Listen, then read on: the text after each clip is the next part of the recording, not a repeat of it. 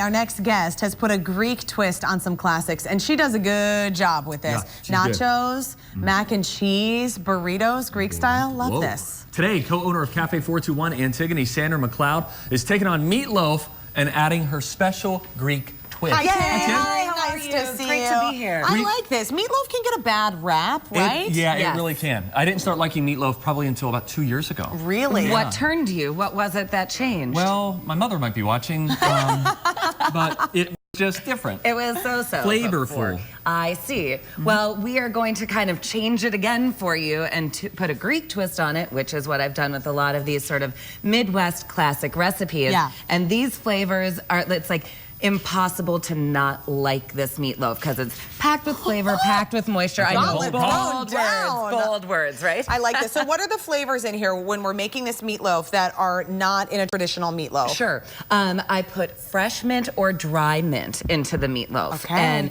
that is really a flavor that people don't often associate with Greek cooking, but it's actually quite common, especially in meats, because those fresh herbaceous flavors were added to meats back in the olden days so they wouldn't taste so skunky. So that would make them taste a lot better. And so when I smell fresh mint, I immediately think meatballs. And so there's a Greek dish called souzoukakia, and they're meatballs simmered in a cinnamon tomato sauce. So I kind of took that concept and meatloafied it. Awesome. Meatloafied it. Greek-loafed it, as you said. Very good. Okay, so what are we doing here, Tig? All right, well, first we start with the cinnamon tomato sauce. And I've modified that to the crock pot, which we all love. And literally you can put it together in 10 minutes before you go to bed. Take it out of the crock pot in the morning, put it in the fridge to cool off. Done. Bada bing, bada boom. Good idea. I like to use the whole tomatoes in the can, and this is the sort of thing that you can just use your hands to crush the tomatoes with.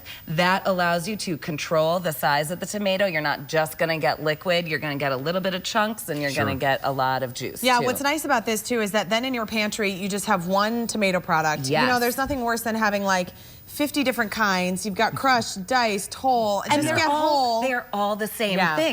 At one point I was like, what's different about these? And it's just convenience, really. Like the diced is ready to go, but this only takes a couple of minutes.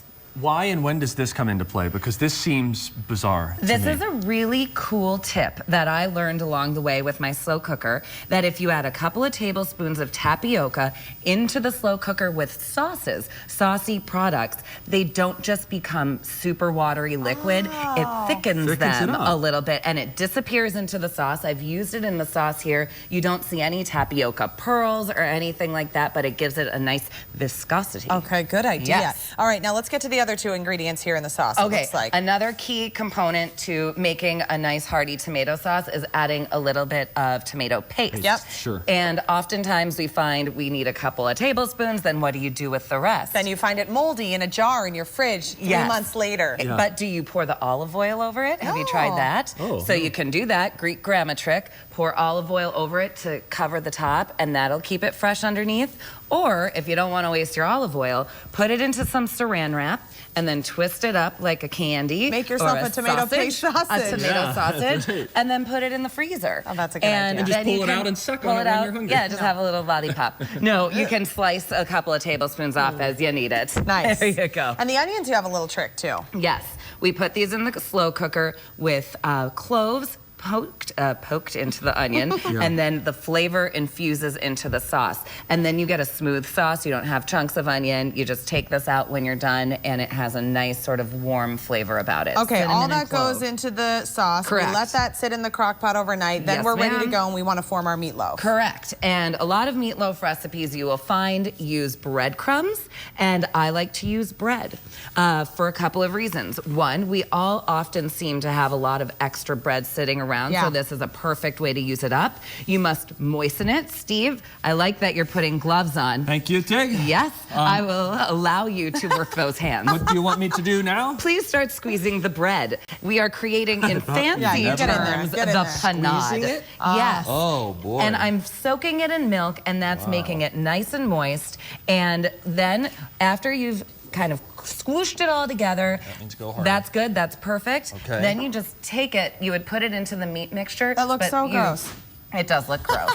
But you squeeze the liquid out and you'll get some milk to squeeze out, and then it won't be too watery, it won't be too gooky, and it's going to make the meatloaf nice and moist, whereas too many breadcrumbs can make it a little bit sawdusty, which is what many people who don't like meatloaf don't like about it. So your weird bread milk concoction is going to turn out to be just a beautiful thing. Yeah, and it's in here, you don't really see it, you mash it in pretty nicely and it melts in. Now, do you want me to chop some onions for you? I want you to grate some onions for me. Why grate? I love this because you get lots of moisture from the onion. The big ones are fine. Whoa. It melts in to the meat while you're baking it, so you're not finding like cubes or diced pieces of onion in the meatloaf. Right. And it just kind of melts right in and it's delicious. So that's good, Elizabeth. Okay, thanks. And you'll see, like, once you do that, you just scoop that up, you'll put it into your meat, and once you go through the whole onion, you'll have a pool of like onion water, and you put that in there too, so that's like nothing but flavor infusing into the meatloaf. Don't eat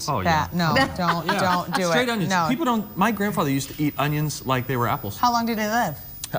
Mid-70s. Really? Yeah. Okay, well, So we can't I say don't know the if that's onion worth the is the onions. trick. Yeah, I don't know if that is. Okay, so we've got delicious. our meatloaf mixture all mixed up. Any tricks with the meat? Do you do ground beef, I just use pork, 85 or 80%, 15%, 20%, one of those combos. Okay. And I like to put it into like a football-shaped loaf. This is how my mom always did it. Yeah. I put some sauce on the bottom so that it doesn't stick to the pan, and then we would put more sauce over the top. I love that at like the end of this, so. you're going to garnish it with olives. Yes, With the and just Greek rub it twist. down, and then you put some olives over the top.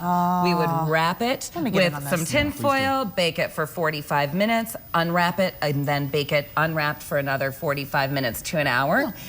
Feeding each other meatloaf. Now tell us about these potatoes while we try this. They're feta cheese mashed potatoes. So if you're gonna have Greek meatloaf, you gotta have some Go all feta in, cheese people. nearby, right? I got to tell you. That ain't your mama's meatloaf. No, that It's is not bad, delicious. right? Tig, you did a great job. Greekloaf right there. Hey, next on Twin Cities Live, more Weird Picture Wednesday photos from all of you. Get her recipe on TwinCitiesLive.com. Starting a revolution. Check it out.